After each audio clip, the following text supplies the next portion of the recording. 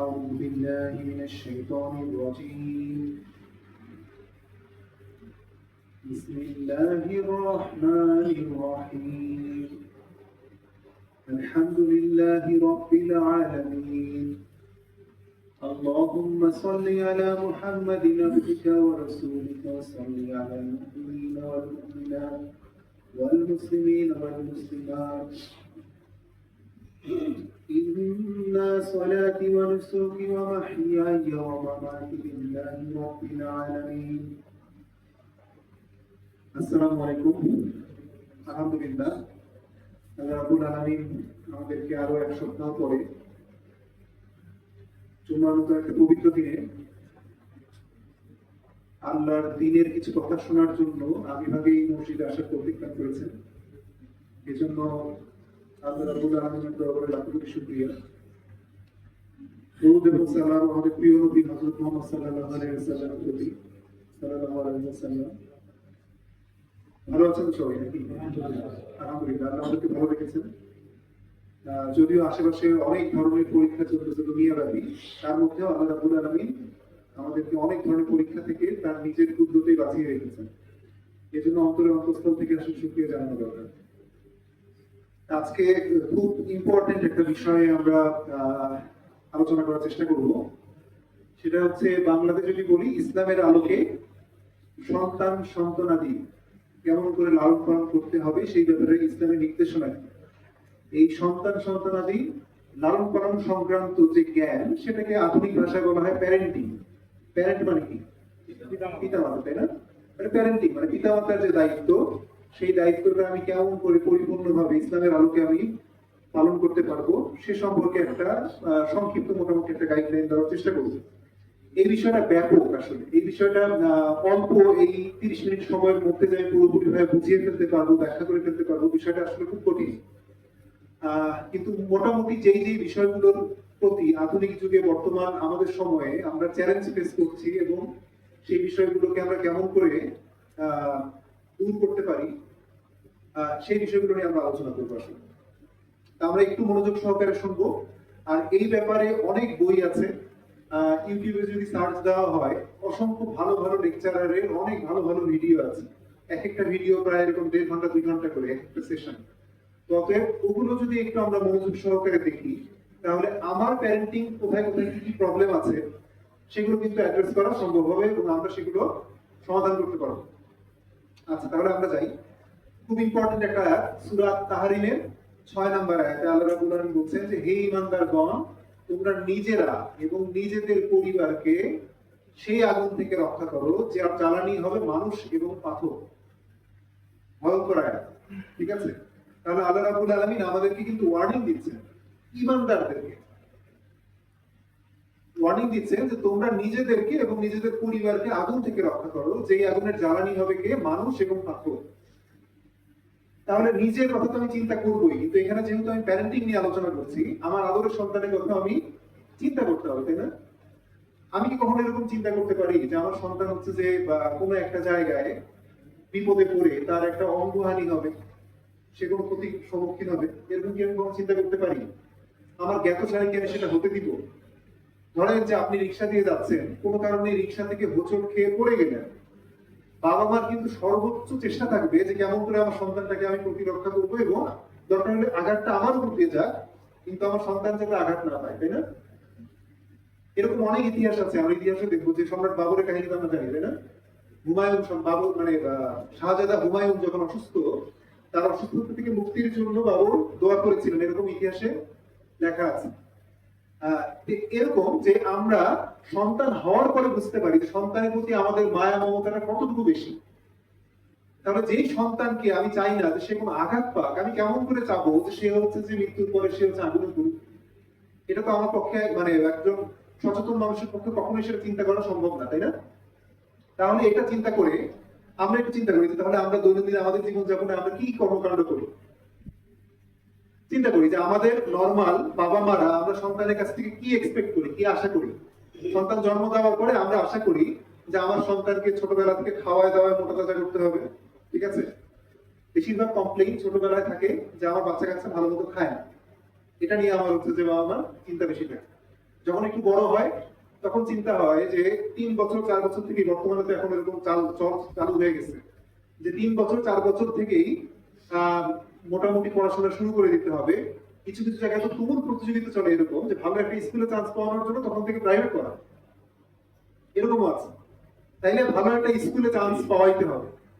এটা কিসের জন্য? এটা এজন্য না যে সে হচ্ছে যে ভালো নৈতিক শিক্ষা লাভ করবে, এটার জন্য চিন্তা না করে ম্যাক্সিমাম জায়গায় চিন্তা করা হয় যে আমার সামাজিক স্ট্যাটাস কেমন থাকে, তাই না? সমাজের স্ট্যাটাস অনুযায়ী যে আমার আশেপাশের লোকজন একজনের বাচ্চাকে ধরেন যে অমুক একটা বড় স্কুলে সে ভর্তি করাইতে পেরেছে, কারণ আমার বাচ্চাকেও যদি আমি ওই স্কুলেই ভর্তি না করাই তাহলে মনে হয় আমার মান সম্মান থাকবে না। এই জন্য একটু বড় হওয়ার পরে তখন বাবা মার মেইন চিন্তা থাকে যে একটা ভালো স্কুলে দিতে হবে। সেই স্কুলের শিক্ষাটা কি ভালো নৈতিক শিক্ষা দিতে পারবে কি পারবে না সেটা হচ্ছে বিবেচ্য বিষয় আমাদের সমাজে থাকে না। আমরা দেখি যে কোন স্কুল কত নাম করা, অতএব সেই স্কুলে তাকে দিতে হবে। আচ্ছা, দেওয়া হলো। এখন বাচ্চাকে স্কুলে দেওয়ার পরে তারপরে হচ্ছে যে বাচ্চার পড়াশোনা কেমন করে হচ্ছে, প্রাইভেট টিউশনি হাবিজাবি সবকিছু নিয়ে আমরা প্রচন্ড টেনশন করি। কিন্তু এই বাচ্চাকে কতটুকু আমি আল্লাহকে চিনাতে পারলাম, ইসলামের যে বিধিবিধান গুলো সেগুলো তাকে কতটুকু বুঝাইতে পারলাম, সেগুলোর প্রতি কতটুকু আগ্রহী করতে পারলাম, এই ব্যাপারে বাবা মাদের বর্তমান যুগে ম্যাক্সিমাম বাবা মাদের কোনো চিন্তা ভাবনাই থাকে। তারপরে যখন বাচ্চা কাচ্চা এই বয়স থেকে যখন টিনেজ বয়সে উপনীত হলো, তার যে এই যে ফিজিক্যাল একটা চেঞ্জের, ফিজিক্যাল এবং মেন্টাল চেঞ্জের মধ্য দিয়ে সে যাচ্ছে, এই সময় থেকে কেমন করে আমি গাইড করব, কেমন করে তাকে নিয়ন্ত্রণ করব, সেই ব্যাপারে আমাদের কোনো ধরনের কোনো বাবা মাদের কোনো চিন্তা ভাবনা থাকে না। বাবা মারা এরকম অনেক সময় মনে করে বসে থাকে যে ঠিক আছে এই বয়সে তো একটু দোষ থাকবেই, এই বয়সে তো একটু এরকম কিছু করবেই, এগুলো না করে যদি মাত্র সেখানে ভালো রেজাল্ট করে তাইলে বাবা মা মোটামুটি আমাদের যুগে এখন মোটামুটি আশ্বস্ত থাকে, সন্তুষ্ট থাকে যে হয়ে গেল। তারপরে যখন চাকরির সময় আসবে তখন বাবা মার চিন্তা এরকম থাকে ম্যাক্সিমাম বাবা মার যে সমাজে মানুষজন কোন চাকরিটাকে বেশি প্রায়োরিটি দেয়, কোনটার নাম ডাক বেশি। অতএব বাচ্চার সেদিকে যোগ্যতা থাকুক আর নাই থাকুক, ইচ্ছা থাকুক নাই থাকুক, বাচ্চাকে জোর করে হলেও সেই দিকে গাইড করতে হবে। এমনকি বাবা মা এই জন্য অনৈতিক পন্থা অবলম্বন করতে রাজি থাকে। ধরেন যে একটা ছেলেকে ব্যবসা বাণিজ্যের জন্য যে টাকা পয়সা দিবে, সেই টাকা দেওয়ার জন্য আমাদের সমাজের বাবা মারা হচ্ছে উৎসাহী না, বরং সেই টাকা পয়সা ঘুষ দিয়ে তাকে যদি একটা চাকরিতে ঢুকাই দিতে পারে সেটার জন্য বাবা মা উৎসাহী, এবং সেটার জন্য ছেলে মেয়েকে পর্যন্ত উৎসাহ দেয়। কিন্তু আল্লাহ রাব্বুল আলামিন কোনটাতে সন্তুষ্ট সেই ব্যাপারে আমাদের চিন্তা ভাবনা প্রচন্ড কম, এবং এই ব্যাপারে যদি সমাজে বলতে যান দেখবেন যে অনেক সময় মারামারি লেগে যাওয়ার সম্ভাবনা আছে। এটা তো গেলে হচ্ছে যে নর্মাল বললাম। মেয়েদের ব্যাপারে আমরা আরো অসচেতন। মেয়েদেরকে আমরা কেন পড়াশোনা করাবো, মেয়েদের পরবর্তীতে ক্যারিয়ার প্ল্যানিং কিরকম হবে, সেই ব্যাপারে আমরা সামান্যতম কোনো চিন্তা ভাবনা করি না। বর্তমান যুগের আধুনিক কিছু মানে থিওরি দ্বারা প্রভাবিত হয়ে আমরা মনে করি যে ওই পর্যন্ত পৌঁছাতে পারলেই মনে হয় জীবন সফল। অথচ ছেলে এবং মেয়ের ক্যারিয়ার গাইডলাইন কিন্তু সম্পূর্ণ আলাদা হওয়া উচিত। তবে একটা মেয়ের ক্যারিয়ার গাইডলাইনের ক্ষেত্রে আমার কি ফোকাসে রাখা উচিত? যে একটা মেয়ের জন্য ফরজ দায়িত্ব হচ্ছে যে তার পরিবারের যে বিষয়গুলো, তার স্বামী, তার সন্তান, লালন পালন, এগুলো সংক্রান্ত কোনো গ্যাপ যাতে না থাকে। 2 নাম্বার হচ্ছে তার যে ক্যারিয়ার সে প্ল্যানিং করছে, সেই ক্যারিয়ার প্ল্যানিং করতে চেয়ে তার মৌলিক ইবাদতের ক্ষেত্রে কোনো ধরনের কোনো ঘাটতি হয়ে যাচ্ছে কিনা। সে যে জায়গায় চাকরি করতে যাবে সেই জায়গাতে চাকরিতে যেয়ে সে 5 ওয়াক্ত ফরজ নামাজ টাইম মতো, সময় মতো, ভালো মতো আদায় করার মতন পরিস্থিতি আছে কিনা। অনেক দেখবেন যে কর্পোরেট চাকরিতে আপনার মানুষজন সকালবেলা যাচ্ছে, রাতে আসতেছে, মাঝখানে নামাজ টামাজ পড়ার কোনো সুযোগই নাই, এবং এটা বছরের পর বছর ধরে চলতেছে, অথচ তার কোনো দুঃখের থাকে না। আর পর্দা বা অন্যান্য ব্যাপার স্যাপারগুলোর কথা যদি বলি, এগুলোর তো আমাদের সমাজে বর্তমানে অবস্থাই নেই। তাহলে একজন বাবা যখন এইভাবে চিন্তা করবে তাকে পুরো সামগ্রিক সবকিছু প্রিপারেশন নিয়ে একবারে নামতে হবে। তাহলে আমি এর আগে হচ্ছে একটা লেকচারে বলেছিলাম যে পারিবারিক জীবন বিধান, সেখানে বাবা মার দায়িত্ব কিছু বলা হয়েছিল। সংক্ষেপে এখানে রেফারেন্স কিছু দিয়ে বলা হয়েছে যে বাবা মার দায়িত্ব কি প্রধানত সন্তানের প্রতি, তাকে একটা নৈতিক আদব কাজে শিক্ষা দিতে হবে, সন্তানদের মধ্যে ন্যায় বিচার করতে হবে, ভালো নাম রাখতে হবে, হালাল উপার্জনের মাধ্যমে তাকে লালন পালন করতে হবে, সন্তান পালনের দায়িত্বশীলতা, এর মধ্যে অনেক কিছু আছে যেগুলো পরবর্তীতে আমি আলোচনা করবো। পূর্ণ 2 বছর পর্যন্ত শিশুকে বুকের দুধ দিতে হবে, এটা কিন্তু সন্তানের অধিকার। কিন্তু বর্তমান যুগে কিন্তু এইটার দায়িত্বে প্রচন্ড অবহেলা চলে আসছে। আর উপযুক্ত হলে বিয়ের ব্যবস্থা করতে হবে। তাহলে এখন দেখি যে সন্তানের দায়িত্ব নেওয়ার জন্য আমরা বাবা মা হিসেবে প্রস্তুত কিনা। একজন বুদ্ধিমান মুসলিম সে তার প্রত্যেকটা পদক্ষেপ ফেলার আগে থেকেই পরিকল্পনা করবে যে আমি এই পরিকল্পনার মাধ্যমে কেমন করে আল্লাহর সন্তুষ্টি অর্জন করবো, নৈকট্য অর্জন করবো। কখনো কোনো বুদ্ধিমান মুসলিম এরকম হবে না যে কোনো একটা কাজ করতে, যে কাজের মাঝখানে যে বিপদে পড়ে চিন্তা করবে যে আল্লাহ আমি তো ভুল করে ফেললাম। তাহলে একজন মুসলিমের উচিত হচ্ছে যে কোনো জীবনে আমি যে কোনো সিদ্ধান্ত নিব, যে কোনো কাজ করবো, তার আগে থেকে আমি চিন্তা করব যে আমার সামনে কি কি বিপদ আপদ আসতে পারে, সেই অনুযায়ী আমি কি কি ব্যবস্থা গ্রহণ করবো। যেমন উদাহরণস্বরূপ মাঝে মাঝে কিছু উদাহরণ দেওয়ার জন্য একটু বলতে হয় আর কি। যে ধরেন যে আপনি যদি কোনো একটা জায়গায় জার্নি করার জন্য চিন্তা ভাবনা করেন, তাহলে আপনাকে দেখতে হবে যে আপনার জার্নি আপনি কোন সময় শুরু করবেন। আপনার জার্নি এখান থেকে, যেখান থেকে স্টার্ট করছেন সেখান থেকে গন্তব্যস্থলে পৌঁছাতে আপনার কতক্ষণ সময় লাগবে। তাহলে এই সময়ের মধ্যে কি আপনার নামাজ পড়ছে কি পড়ছে না? তাহলে নামাজ যদি পড়ে, তাহলে সেই নামাজটা পড়ার ব্যবস্থা কি? আমি ওযু করতে পারবো কি পারবো? তাহলে ওযু কি এখান থেকেই করে যাবো কিনা? যেখানে যাচ্ছি ওখানে যে নামাজ পড়ার ব্যবস্থা আছে কিনা? যেই যানবাহনে যাচ্ছি সেই যানবাহনে কি ওযু করতে পারবো, নাকি এখান থেকে তায়াম্মুমের মাটি নিয়ে নিবো সাথে? আমার পোশাক আশাক পবিত্র আছে কিনা? সবকিছু। আমার সাথে যদি পরিবার থাকে, আমার পরিবার নামাজ পড়তে পারবে কিনা, সবকিছু অনুযায়ী প্ল্যানিং করতে হবে। কিন্তু আমাদের সমাজে দেখা যায় যে গড়পড়তা আমরা একটা কাজ করে ফেললাম, তারপর রাতের বেলা যে এক নাগাদ সবগুলো নামাজ একসাথে আদায় করে ফেললাম। এই নামাজ হবে? নামাজ সফরের সময় আল্লাহ রাব্বুল আলামিন সুবিধা করে দিয়েছেন যে যোহর এবং আসরের নামাজ একসাথে করা যায়, মাগরিব এবং ইশার নামাজ একসাথে করা যায়, এবং যেগুলো 4 রাকাত নামাজ 2 রাকাত করা যায়, তাই না? এরকম আল্লাহ সহজ করে দিয়েছেন। তারপরেও যদি আমরা এখানে মিস করে ফেলি, তখন কি আল্লাহর কাছে দায়বদ্ধতা বা জবাবদিহিতা দেওয়ার কোনো সুযোগ থাকবে? কারণ আমি তো প্ল্যানিং করি নাই আগে থেকে। তাহলে সন্তান যখন আমি কোনো দায়িত্ব নেওয়ার জন্য প্ল্যানিং করছি, তখন আমাকে মনে রাখতে হবে আগে যে সন্তানটা এটা কোনো লাক্সারি না, তাই না? এটা কোনো লাক্সারি না, এটা আমার জন্য একটা পরীক্ষা। আল্লাহ রাব্বুল আলামিন নিজেই বলছেন তোমার সন্তানাদি তোমার জন্য পরীক্ষা। প্রত্যেক দায়িত্বশীলকে তার অধীনস্থদের ব্যাপারে জবাবদিহিতার সম্মুখীন হতে হবে। অতএব আমি যখন সংসারে দায়িত্ব নেওয়ার জন্য আমি চিন্তা ভাবনা করবো, সেই সংসারে দায়িত্ব নেওয়ার জন্য আমার সামনে কি কি আমার দায়িত্ব, ফরজ দায়িত্ব, সেটা আমাকে অবশ্যই জানতে হবে, বুঝতে হবে। তাহলে আমি বিয়ে করার আগে তো আমি অবশ্যই চিন্তা করবো যে বিয়ে করার আগে আমার ফরজ দায়িত্বগুলো কি কি, সেটা নিয়ে আলোচনা করেছিলাম এর আগে। এখন সন্তান নেওয়ার আগে আমাকে অবশ্যই চিন্তা করতে হবে যে আমার ফরজ দায়িত্বগুলো কি কি। তাহলে 1 নাম্বার হচ্ছে সন্তান নেওয়ার আগে নিজেকে আগে ঠিক করা। আমি আমার সন্তানকে যেরকম ভাবে দেখতে চাই, তার নৈতিক মান আমি যেরকম দেখতে চাই, আমার নৈতিক মানটাকে আমি ওই পর্যায়ে উপনীত করতে পেরেছি কিনা, বা আমি ইচ্ছুক কিনা। আমরা কিন্তু হালাল হারাম সবকিছু জানি, আমরা নৈতিকতার যে মানদণ্ড সবাই আমরা কিন্তু বুঝি, কিন্তু আমরা পালন করতে চাই না, নিজে পরিবর্তন হতে চাই না। কারণ আমি নিজে যদি পরিবর্তন না হই, আমার সন্তান অটোমেটিক্যালি কি আল্লাহর গায়েবী মদত এসে পরিবর্তন করে দিবে? বিষয়টা এরকম। হ্যাঁ, আমি নিজে যদি নামাজি না হই, আমার সন্তান কি নামাজি হবে আমি এক্সপেক্ট করতে পারি? আমি জীবনে কখনো কোরআন শরীফ ধরি না, আমি কি মনে করবো যে আমার সন্তান একেবারে ছোটবেলা থেকে হাফেজ হয়ে যাবে? আমি জীবনে কখনো একটা ভালো বই পড়ার আমার অভ্যাস নাই, আমি কি মনে করবো যে আমার সন্তান এই ভালো বইগুলো পড়বে? তাহলে আগে নিজেকে ঠিক করতে হবে। তাহলে নিজের দুর্বলতাগুলো আগে ফাইন্ড আউট করতে হবে। আমি আমার সন্তানকে কেমন দেখতে চাই সেই অনুযায়ী নিজেকে প্রস্তুত করতে হবে। এটা আল্লাহর একটা পরীক্ষার মাধ্যম। মৃত্যু পরবর্তী, দেখেন আমরা আমাদের ক্যারিয়ারের ব্যাপারে কত সচেতন থাকি।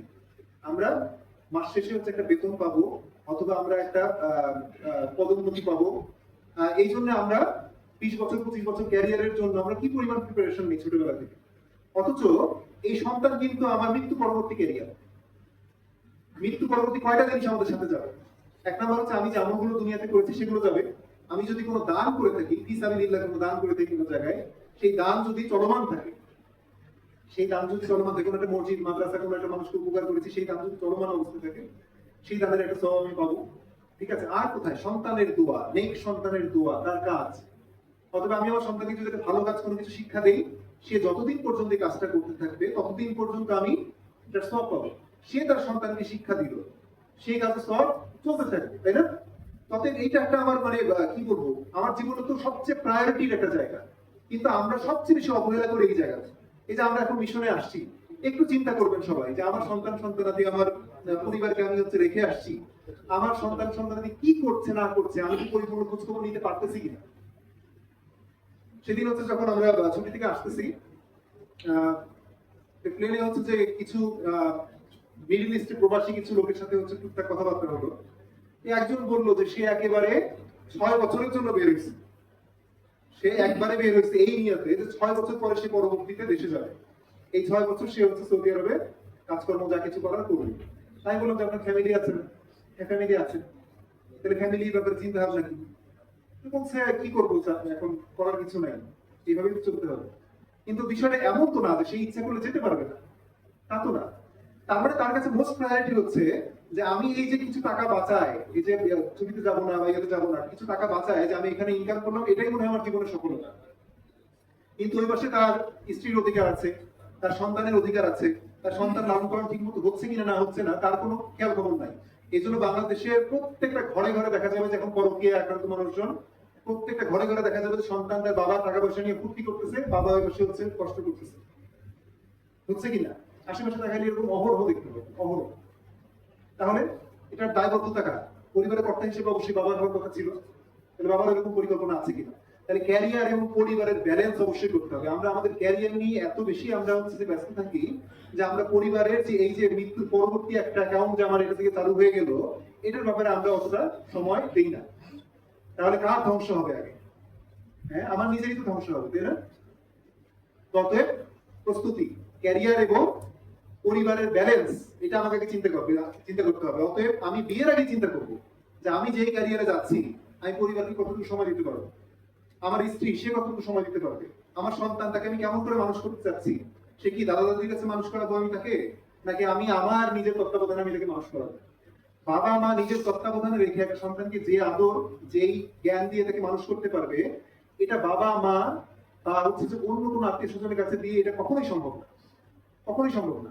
তার ওইরকম ওই দায়বদ্ধতাও নাই যে আপনার সন্তান কোনো একটা ভুল করছে তাকে শুধরায় দেওয়া, তাকে ভালো একটা শিক্ষা দেওয়া, এই দায়বদ্ধতাও তার নাই। অনেক মানুষজন দেখেন যে অনেক শিক্ষিত পরিবারে এরকম যে তার পর্যাপ্ত সময় আছে বাচ্চাকে সময় দেওয়ার, বাচ্চাকে একটু একাডেমিক গাইডলাইন দেওয়ার, কিন্তু বাচ্চা কাচ্চাকে সে একলা রেখে সে দেখবেন যে তার যে মানে বিনোদনমূলক কার্যক্রম সেগুলো করতেছে, টিভি দেখতেছে, সিনেমা দেখতেছে, ঘুরতে যাচ্ছে, বন্ধু বান্ধবের সাথে আড্ডা মারতেছে, বাচ্চা কাচ্চাকে একটার পর একটা প্রাইভেট টিউশনে দিয়ে রাখছে। অথচ সেই বাবা মা চাইলে কিন্তু বাচ্চাকে একটু গাইড দিতে পারে, কিন্তু সেই কাজ আমাদের সমাজে হয় না। তাহলে কি বাচ্চার পরিপূর্ণ কি গ্রুমিং হবে? একটু চিন্তা করতে হবে। আর দোয়া করা এক নাম্বার।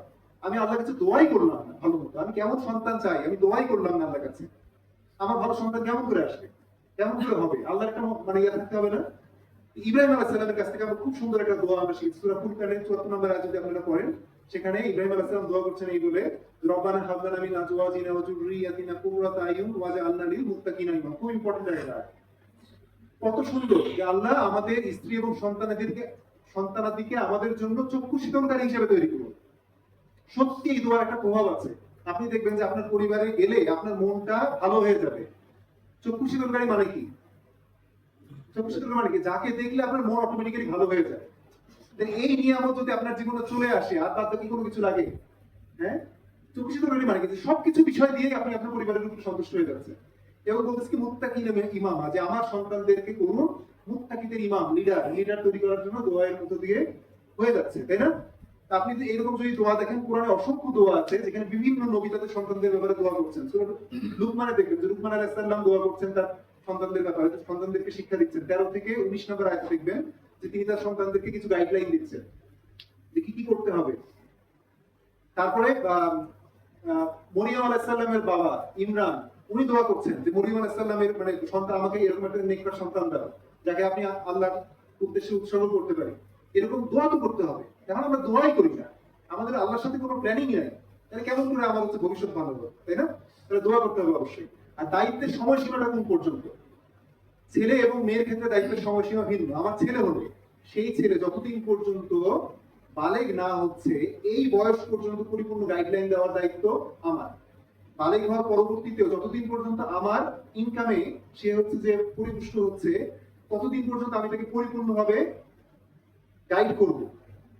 কিন্তু সমস্যা হচ্ছে এরকম যে বালেগ হওয়ার আগ পর্যন্ত যে সময়টা, সেটা গাইডলাইনের ইফেক্ট একরকম হবে, বালেগ হওয়ার পরবর্তীতে যদি আমি গাইডলাইন দিই সেটার ইফেক্টটা অন্য ধরনের হবে। তাহলে ম্যাক্সিমাম ইফেক্টিভ সময় হচ্ছে 1 থেকে 5 বছর, তারপরে ইফেক্টিভনেস আস্তে আস্তে কমতে থাকে। এখন আমি যদি মনে করি যে একটা ছেলে ধরেন যে 14-15 বছর হয়ে গেছে, তারপরে আমি হঠাৎ করে একদিন তাকে বলতেছি যে বাবা নামাজ পড়তে হবে, নামাজ পড়ো না কেন? হবে একদিনে, হবে কখনো? হ্যাঁ, তাহলে আমার উচিত কি যে আমাকে তাকে ছোটবেলা থেকে গ্রুমিং আপ করতে হবে। তাহলে ছেলের দায়িত্ব হচ্ছে অবশ্যই মোটামুটি ভাবে ধরে নেওয়া যায় যে 14-15 বছর এই সময় সে বালিক হয়ে যায়, এই সময় পর্যন্ত আল্লাহর কাছে জবাবদিহিতার পিরিয়ড। এই সময়ের ব্যাপারে আমাকে অবশ্যই আল্লাহর কাছে পরিপূর্ণভাবে জবাবদিহিতা করতে হবে। মেয়েদের ব্যাপারে বিয়ের আগ পর্যন্ত প্রত্যেকটা কর্মকাণ্ডের ব্যাপারে আমি আল্লাহর কাছে জবাবদিহিতার সম্মুখীন হব। বিয়ে যখন আমি দিয়ে দিলাম, তার অভিভাবক যখন পরিবর্তন হয়ে গেল, তার স্বামী যখন অভিভাবক হয়ে গেল তখন মোটামুটি বলা যায় যে আমি দায়িত্ব থেকে মোটামুটি ভাবে মুক্ত। কিন্তু তার আগ পর্যন্ত আমার বাচ্চা কাচ্চার প্রত্যেকটা কর্মকাণ্ডের ব্যাপারে আমি কিন্তু আপনার কাছে জবাবদিহিতার সম্মুখীন হব। তাহলে বর্তমানে প্যারেন্টিং এর চ্যালেঞ্জ কি কি দেখি? অবসর সময় কেমন করে ম্যানেজ করব, তার বন্ধুত্বটা কেমন করে ম্যানেজ করব, স্বাধীনতার সীমা, তাকে যে আমি স্বাধীনতা দিব যে তুমি কতটুকু কাজ নিজে নিজে করবা, কতটুকু তোমার বাউন্ডারি, সেই স্বাধীনতার সীমা কতটুকু দিব, সেই ব্যাপারে আমাকে সুস্থ থাকতে হবে। শাসন এবং আদরের মধ্যে ভারসাম্য রাখতে হবে। অতিরিক্ত শাসনও যেরকম করা উচিত না, অতিরিক্ত আদর করেও কি মাথায় তোলা উচিত না।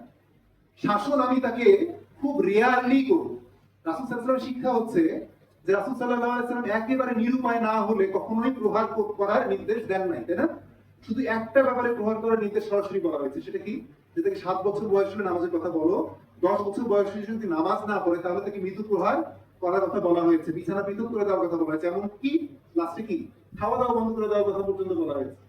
তাহলে এই নামাজের ব্যাপারে এত সিরিয়াসনেস দেওয়া হয়েছে, অথচ নামাজের ব্যাপারে আমরা কিন্তু সবচেয়ে অবহেলা করি। আমি যেটা একটু আগে বললাম যে আমরা বাচ্চা কাচ্চাকে সকালবেলা ধরেন যে স্কুলে পাঠানোর ব্যাপারে খুব উৎসাহী, কিন্তু সে নামাজটা পড়লো কি পড়লো না সেই ব্যাপারে কিন্তু আমাদের কোনো চিন্তা ফিকির নাই, তাই না? তাহলে এই শাসন এমন হতে হবে যে এটা খুব রিয়ারলি আপনি দেখাবেন, কিন্তু যখন দেখাবেন শাসন তখন যাতে বাচ্চা বুঝতে পারে যে না আমার বাবা আসলেই রাগ করছে। আর আপনি যদি প্রত্যেকদিন রাগ করেন এই রাগটা তার কাছে কি সহনীয় হয়ে যাবে, সেটা কি ওইভাবে পাত্তা দিতে যাবে না। কিন্তু রাগ আপনি এমনি করবেন, ধরেন যে একটু চেহারাটা একটু গরম করলেন, কোনো বাজে ভাষা প্রয়োগ না, কোনো প্রহার না, এই চেহারা গরমেই ইফেক্ট হয়ে যাবে। আমাদের ক্ষেত্রে তাই হয়েছে। আমার বাবা কখনো হচ্ছে মারেন নাই, কিন্তু তার ওই লাগান্বিত চেহারা দেখে ইফেক্ট কিন্তু হয়ে গেছে। আচ্ছা, তারপর কি? মধ্যমপন্থী জীবনযাপন, খুব বেশি বিলাসিতাও দেওয়া যাবে না, খুব বেশি কৃপণতার মধ্যেও মানুষ করা যাবে না। মধ্যমপন্থী, তাকে জীবনের কষ্ট বুঝায় বুঝায় একটু মানুষ করার প্রবণতা থাকতে হবে। ক্যারিয়ার গাইডলাইন, বাবা মা আমাদের ক্যারিয়ার গাইডলাইন ভালো মতো করতে পারে না, সমাজ যা চায় সেই অনুযায়ী চলে, অথচ বাচ্চা কাচ্চার যোগ্যতা বুঝে তার ক্যারিয়ার প্রপারলি গাইড করা এটা বাবা মার দায়িত্ব। তারপরে নৈতিক এবং আধুনিক শিক্ষার সমন্বয়। আমরা বর্তমান যুগে শিক্ষা ব্যবস্থা বলতে যা বুঝি, যেগুলোকে আমরা সফলতা মনে করি, সেটাতে চিন্তার অবকাশ রয়েছে। অতএব নৈতিক এবং আধুনিক শিক্ষার মধ্যে সমন্বয় হওয়া উচিত। নিরাপত্তা এবং ঝুঁকির মধ্যে সমন্বয়, খুব বেশি আদর দিয়ে একেবারে তুলু তুলু করেও মানুষ করা যাবে না, ঠিক আছে, আবার কি একেবারে ছেড়েও দেওয়া যাবে না, দুইটা সমন্বয় করতে হবে। আর সন্তানের বিয়ের ব্যাপারে তো অবশ্যই চিন্তা ভাবনা করতে হবে। তাহলে এখানে অনেক কথাবার্তা আছে, আমি আস্তে আস্তে এগুলো যেটা এক লেকচার কমপ্লিট করা পসিবল হবে না আসলে, আমি পরবর্তী একটা লেকচারে ইনশাআল্লাহ আরেকটা সেশন নিয়ে ইনশাআল্লাহ কমপ্লিট করার চেষ্টা করবো। তা আমরা দেখি যে বাচ্চা কাছে সময় যদি আমরা মেনটেন করি, ম্যাক্সিমাম সময় ঘুম 8 ঘন্টা আমরা মেনটেন করার অবশ্যই চেষ্টা করবো। সেক্ষেত্রে আমাদের অভ্যাসে পরিবর্তন করা মানে জরুরি। আমরা নিজেরাই যদি পরিবারে এরকম সিস্টেম থাকে যে আমরা ঘুমাইতেই যাই হচ্ছে 12টার দিকে, তাহলে কেমন করে নামাজ হবে সকালে ফজরের নামাজ, তাই না? চিন্তা করা দরকার না? তবে আমরা যেটা দেখেছি আমাদের ছোটবেলায় আব্বা আম্মা 9টা বা 9:30টার পরে কখনো আমরা জাগ্রত অবস্থায় দেখিনি। অতএব এরকম আমাদের প্রস্তুতি নেওয়া উচিত, প্রিপারেশন নেওয়া উচিত, যাতে আমরা 9টার মধ্যেই ঘুমাইতে পারি, যাতে 8 ঘন্টা ঘুম নিশ্চিত হয় ফজরের নামাজের আগে। নামাজ 1 থেকে 1.5 ঘন্টা অবশ্যই, নামাজের ব্যাপারে কোনো কম্প্রোমাইজেশন নেই। এই একটা ব্যাপারে প্রচন্ড সিরিয়াস থাকতে হবে ছোটবেলা থেকেই। এই একটা জিনিস যদি ঠিক থাকে, বাচ্চা কাচ্চার অর্ধেক গ্রুমিং আপ কিন্তু হয়ে যাবে। পড়াশোনা 2 থেকে 3 ঘন্টা, খেলা এবং অন্যান্য 1 থেকে 1.5 ঘন্টা, অবসর সময় থাকে 2 থেকে 3 ঘন্টা, এইটাই হচ্ছে চ্যালেঞ্জিং সময়। এই অবসর সময়টাকে আপনি কেমন করে হচ্ছে গাইড করবেন বাচ্চাকে, সেটা খুব গুরুত্বপূর্ণ বিষয়। তো সেটা করা যেতে পারে কি? হালাল ভ্রমণ, ভালো ভ্রমণ। ধরেন যে বাচ্চা কাচ্চা কিনে থাইল্যান্ডে ঘুরতে গেলেন, হবে? হ্যাঁ, থাইল্যান্ডে যাই সে কি শিখবে? বলেন, কি শিখবে? তা আপনি কি করতে পারেন যে আপনি ইসলামিক যে সমস্ত দেশ যেখানে গেলে তার হচ্ছে যে নৈতিক সবকিছু হচ্ছে যে মানদণ্ড ঠিক রেখে আপনি তাকে কিছু জিনিস শিখাইতে পারবেন, সেখানে আপনি তাকে নিয়ে যান, পুরা করতে নিয়ে যান। যেমন আমার বাচ্চাকে আমি যখন নিয়ে গেলাম, সে প্রচন্ড এনজয় করছে। মক্কাতে আমি যখন ঘুরেছি, মদিনাতে যখন ঘুরেছি, প্রত্যেকটা জিনিস থাকে হিস্ট্রিক্যাল যে কাহিনী, সেগুলোর সাথে প্রত্যেকটা জায়গায় যখন আপনি তাকে লিঙ্ক আপ করে দিবেন, এই জিনিসটা ছোটবেলা থেকে তার সারা জীবন মনে থাকে। তাহলে এরকম প্ল্যানিং করা দরকার। ভালো বই পড়া। আমার আব্বা ছোটবেলায় আমাকে ইসলামিক ফাউন্ডেশনে কিছু কমিক্স এর বই পাওয়া যেত, যেখানে ধরেন যে বাদশাহ আওরঙ্গজেব থেকে শুরু করে ইসলামিক যে ইম্পর্টেন্ট ক্যারেক্টার গুলো, মোহাম্মদ বিন কাসিম, তারিক বিন জিয়া, ইনাদের কমিক্স, এখন আর এগুলো পাবলিশ না, মোটামুটি 95-96 সালের কথা। ওই সময় এই কমিক্স গুলো পড়ে ওই সময় ছোটবেলাতে আমি হচ্ছে এই হিস্ট্রি গুলো সম্পর্কে মোটামুটি কিন্তু ছোট বাচ্চা যতটুকু জানার দরকার জানা হয়ে গেছে। একটা আগ্রহ ছোটবেলা থেকে তৈরি করতে হবে তো। কারণ আমরা বই পড়তে দেখি ইসবের গল্প, আমরা বই পড়তে দেখি যে কুকুর বিড়ালের গল্প, রূপকথার গল্প, ঠিক আছে, এগুলো মানে এগুলো পড়া যে মানা তা না, বাট আপনি যদি শুধুমাত্র এগুলোই পড়ান, তার গ্রুমিং আপ কেমন করে হবে? কেমন করে হবে? ভূতের গল্প এগুলোই আমরা পড়াই, কিন্তু তাকে তো ভালো কিছু জিনিস পড়ানো দরকার ছিল, তাই না? আর পারিবারিক আড্ডা, আমরা পরিবারের সাথে আড্ডা দিই না, আমরা বন্ধুদের সাথে আড্ডা দিই, আমরা অনেক জায়গাতে অনেক কিছু করি। পরিবারের সাথে যখন সময় আসে তখন আমরা হচ্ছে ম্যাক্সিমাম মানুষজন আমরা চুপচাপ সময় অতিবাহিত করি। অথচ আমার সময়টা হওয়া উচিত ছিল কি, যে আমি দুপুরে খাবারটা পরিবারের সাথে খাবো, চমৎকার একটা গল্প গুজব করবো, রাতের খাবারটা আমি পরিবারের সাথে খাবো, চমৎকার একটা গল্প গুজব করবো। আমার রিয়ালি হয়তো দুই একদিন নিয়ে যেতে পারে যে আমি পরিবারের সাথে খাওয়া দাওয়া করতে পারলাম না, বা একটা সময় আমি তাদের সাথে স্পেন্ড করতে পারলাম না, কিন্তু আমাদের রেগুলার ফেনোমেনন যাতে না হয়, তবে পরিবারের সাথে একটা আড্ডা দিতে হবে, তাদেরকে ভালো কিছু বিষয় নিয়ে তাদের সাথে গল্প গুজব করার প্রবণতা থাকতে হবে। তার বিনোদনের ব্যাপারে অনেক কিছু আছে, যেটার ব্যাপারে অল্প একটু কথা বলে আমি হচ্ছে যে আজকের লেকচারটা শেষ করে দিচ্ছি। সেটা হচ্ছে যেই বিনোদন পরিপূর্ণভাবে নিয়ন্ত্রণ করতে পারবো না আমি, সেই বিনোদনের ধারে কাছেও মুসলিম হিসাবে আমার, সচেতন মুসলিম হিসেবে আমার যাওয়া উচিত না। তাহলে টিভি যদি আমি কিনি, টিভি পরিপূর্ণভাবে আমি নিয়ন্ত্রণ করতে পারছি কি পারছি না সেটা আমাকে খেয়াল রাখতে হবে। একটু ভালো মতো চিন্তা করে দেখবেন যে টিভিতে বর্তমানে যে সমস্ত জিনিসপত্র আমাদের সামনে আসে, ডিশ চ্যানেলে অথবা ইউটিউব যদি আপনি ফ্রি করে দেন বাচ্চা কাচ্চার জন্য, সেখানে যা কিছু আসে সেটা আপনি কি কন্ট্রোল করতে পারছেন কি পারছেন না, এবং এর মধ্যে কতটুকু জিনিস আল্লাহর নিয়ম অনুযায়ী অ্যালাউড এবং কতটুকু নিয়ম হারাম। একটা তো হচ্ছে যে হালাল, আর একটা তো হারাম, মাঝখানে তো কোনো অপশন নাই, তাই না? মাঝখানে অপশন আছে কোনো কিছু নাই। তবে এটা আপনাকে সিদ্ধান্ত নিতে হবে যে আমি কি এটা নিয়ন্ত্রণ করতে পারবো কি পারবো না। যদি না পারি তাহলে টিভি আমি কিনে দিলাম, একটা অ্যাকাউন্ট খুললাম যে বাবা আমার ক্রমাগত আমার অ্যাকাউন্টে ট্রান্সফার হতে থাকে। যদি এটাকে নিয়ন্ত্রণ করতে না পারে, তাহলে স্মার্ট মোবাইল কখন দিব? এখন তো বাচ্চা কাচ্চাকে দেখা যায় যে ছোটবেলা থেকেই বাচ্চা ফেসবুক অ্যাকাউন্ট খুলে দেয়, অনেকে আছে এরকম যে আল্লাহ মাফ করুক, ছোটবেলা থেকে বাচ্চার একটা অ্যাকাউন্ট বাবাই খুলে দেয়। আর একটু যখন বড় হলো 6-7 থেকে হচ্ছে যে বাচ্চা কাচ্চা এরকম টিকটকে কি ভিডিও বানানো শুরু করে। তাহলে আমি কেন তাকে স্মার্ট মোবাইল দিই, কি জন্য তাকে দিই? এটা আমাকে চিন্তা করতে হবে। তাকে বাটন ফোন যদি জরুরি হয় বাটন ফোন দিব আমি, যতক্ষণ পর্যন্ত তার ওরকম বুঝার ক্যাপাবিলিটি না আসবে ততদিন পর্যন্ত আমি তাকে স্মার্টফোন দেওয়ার প্রশ্নই আসে। এটা ভালো প্যারেন্টিং না, এটা ভালো প্যারেন্টিং না যে আমি তাকে একটা ভালো দামি জিনিস দিয়ে দিলাম, খুব ভালো বাবা মা আমি, এটা ভালো প্যারেন্টিং না। একটু চিন্তা করতে হবে। সামাজিক মাধ্যম, ফেসবুক, ইউটিউবের ব্যবহার, এগুলো কেমন করে করতেছে? খুব ইম্পর্টেন্ট একটা জিনিস, বাচ্চা কাচ্চা একাকী ইন্টারনেট কানেকশন অবস্থায় ল্যাপটপ বলেন, কম্পিউটার বলেন, মোবাইল বলেন, এটা নিয়ে একাকী হওয়ার যাতে কোনো সুযোগ না পায়। বাসায় যদি কম্পিউটার থাকে, ল্যাপটপ থাকে, এমন অবস্থানে থাকতে হবে যে এই জায়গাটা সবার সামনে ভিজিবল, সবাই দেখতে পারে। এটা আমার আমার জীবনে আমি দেখেছি, আমার এক আত্মীয়ের বাড়িতে বেড়াতে গিয়েছি, সেখানে ইউটিউব সার্চ বাটন ওপেন করেই চমকায় গেছি। অথচ বাচ্চার যে বয়স সেই অনুযায়ী কিন্তু মিলে না। তাহলে হচ্ছে তো সবাই তো এর মধ্যে এক্সপোজ হচ্ছে। একটু আমরা তো সবাই জানি, সবকিছু জানি আসলে। এখন আমরা আল্লাহ সন্তুষ্টির জন্য আমরা কতটুকু নিয়ন্ত্রণ করতে চাই আসলে, এটা আমাদের নিয়তের ব্যাপার। কারণ আমি যদি নিজে থেকেই না চাই, আমি যদি মনে করি যে না আধুনিকতাই আমার সফলতার মাধ্যম, তাহলে তো কিছু করার নেই। কিন্তু আমি যদি আল্লাহর কাছে জবাব দিতে সম্মুখীন হওয়ার ভয় রাখি, তাহলে আমাকে এই যে বিষয়গুলো অবশ্যই ডিপলি চিন্তা করতে হবে। ভিডিও গেমস, কোন ভিডিও গেমসটা কতটুকু সময়ের জন্য অ্যালাউ করবো? যেমন আমি আমার বাচ্চাকে, মানে আপনাকে কিছু কিছু জিনিস অ্যালাউ করতে হবে, নাহলে আপনি ধরেন যে বর্তমান যুগে একেবারে আপনি তাকে অবস্ট্রাক্ট করে রাখতে পারবেন না। এমন কিছু গেম দিতে পারেন যেটা তার বুদ্ধি খাটায় তাকে হচ্ছে সমাধান করতে হয়।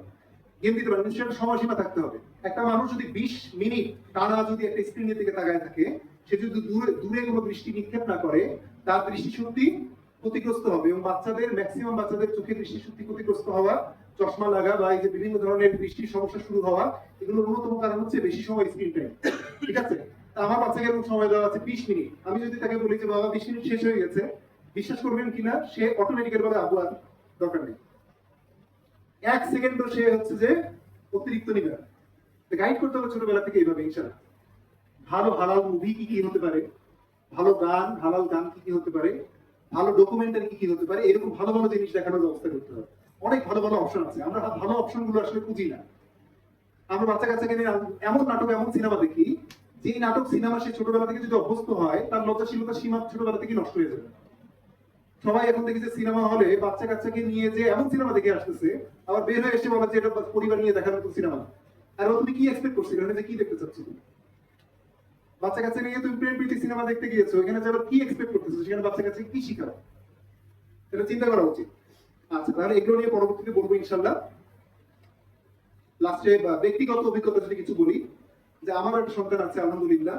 ব্যক্তিগত অভিজ্ঞতা হচ্ছে এরকম যে সন্তানকে যদি আপনি ছোটবেলা থেকে গাইড করতে পারেন, সন্তানকে কিছু কিছু অভ্যাস এমন ভাবে গড়ে দেওয়া সম্ভব যেগুলো মানে তার নর্মাল অভ্যাসের অন্তর্ভুক্ত হয়ে যাবে। আলহামদুলিল্লাহ, আমি মানে এটা ইয়ে করার জন্য না, আমার বাচ্চাকে হচ্ছে যে আমি ছোটবেলা একেবারে মানে মোটামুটি প্রায় বলা যায় যে 3 বছর সেই সময় থেকে একেবারে মসজিদে নিয়ে যায়, প্রত্যেক অক্ত মসজিদে নিয়ে যায়, যাতে সেটা বুঝতে পারে যে একজন মুসলিম পুরুষের জন্য জামাতে নামাজ পড়াটা কি, কতটুকু গুরুত্বপূর্ণ। এবং বিশেষ করে কিনা ফজরের নামাজের সময় যদি তাকে ডাক দিয়ে বলি যে বাবা নামাজ পড়তে যাবা কিনা, সে একেবারে মানে কি বলবো সাথে সাথে রেডি হয়ে যায় যে হ্যাঁ আপু যাবো, আমাকে নিয়ে যাবো। এটা করতে হবে অবশ্যই, 1 নাম্বার। 2 নাম্বার হচ্ছে এরকম যে তার হালাল হারামের একটা ধারণা ছোটবেলা থেকে তৈরি করে দিতে হবে। আমার মানে ইয়া দেখার সময় ধরেন যে মোবাইল দেখার সময় ইয়া দেখার সময় কোনো যদি এরকম নন মাহারাম কোনো কিছু মানে চলে আসে, কোনো মেয়ের ছবি চলে আসে অথবা কোনো কিছু চলে আসে, আমার বাচ্চা আমাকে সতর্ক করে যে ওর বয়স 5 বছর, ও সতর্ক করে আবু চোখের কিন্তু ইয়া হয়ে যাচ্ছে, চোখের কিয়ারত হয়ে যাচ্ছে। কিন্তু বিশেষ করে কিন্তু আপনার আল্লাহ মাফ করুক, মানে এটা অন্য কোনো ইয়ে করার জন্য না, কিন্তু সম্ভব আসে, সম্ভব। এখন ও এই ছোট বয়সে ভালো আছে, বড় হলে কি হবে আমি এখনো জানি না, আল্লাহ অবশ্যই ভালো করুক। কিন্তু আমার তো বাবা মা হিসেবে সর্বোচ্চ তার সচেতনতা থাকতে হবে যাতে তাকে এই বিষয়গুলো ছোটবেলা থেকে তার মাথার মধ্যে দিয়ে দেওয়া যায়।